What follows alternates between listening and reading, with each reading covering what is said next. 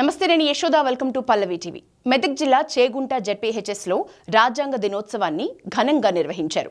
Social studies teacher చల్లా లక్ష్మణ్ రాజ్యాంగ పరిషత్లోని సభ్యులందరి ఫోటోలు వివరాలని సేకరించి ఫోటో గ్యాలరీ నిర్వహించారు. మెదక్ డీఈఓ విజయ ఈ కార్యక్రమానికి ముఖ్య అతిథిగా హాజరై ప్రారంభించారు. రాజ్యాంగ రచయితల ఫోటో గ్యాలరీ ఏర్పాటు చేయడం అభినందనీయమన్నారు.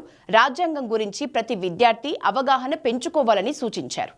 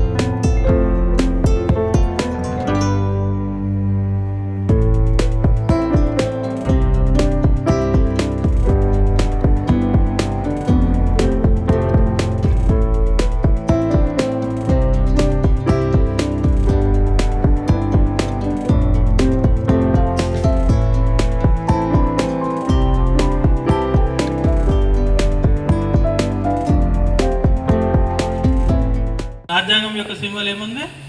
ఐరావతం. దాన్ని మన భాషలో ఒకటి ఏమంటాం? ఐరావతం అంటే చెప్పండి. ఏనుగు. చిన్నగా ఉంటుంది కదా ఏనుగు. పెద్దగా ఉంటుందా? మనకంటే పెద్దగా ఉంటుందా చిన్నగా ఉంటుందా? పెద్దగా ఉంటుంది ఏనుగు.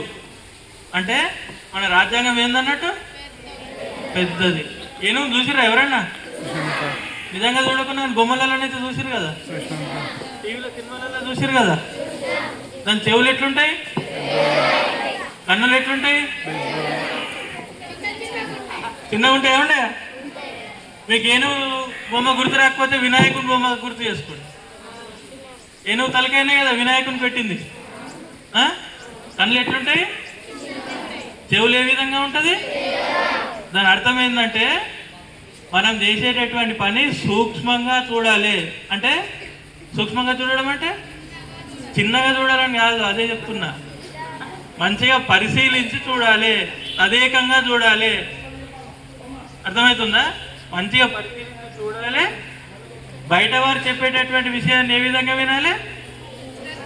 శ్రద్ధగా వినాలి. ఏనుగు చెవులు ఎట్లుంటాయి? పెద్దగా ఉంటాయి. అన్నీ మనం వినాలి. చేసేటటువంటి పని ఏ విధంగా చేయాలి? జాగ్రత్తగా ఆలోచించి పరిశీలించి చెయ్యాలి. మీ అందరికీ తెలుసు రాజ్యాంగం అంటే ఏమిటి, మన ప్రభుత్వం ఏర్పడడానికి రాజ్యాంగంలో ఎటువంటి నిబంధనలు ఉన్నాయి, తర్వాత రాజ్యాంగ ప్రక్రియ ఏ విధంగా కొనసాగింది అనేది మీరందరూ కూడా తరగతి గదులలో పుస్తకాల్లో చదువుకొని ఉంటారు.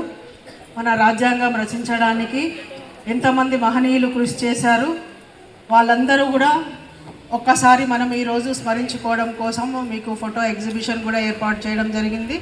జాగ్రత్తగా మీరు అవన్నీ కూడా పరిశీలించి వాళ్ళ గురించి తెలుసుకోవాలి.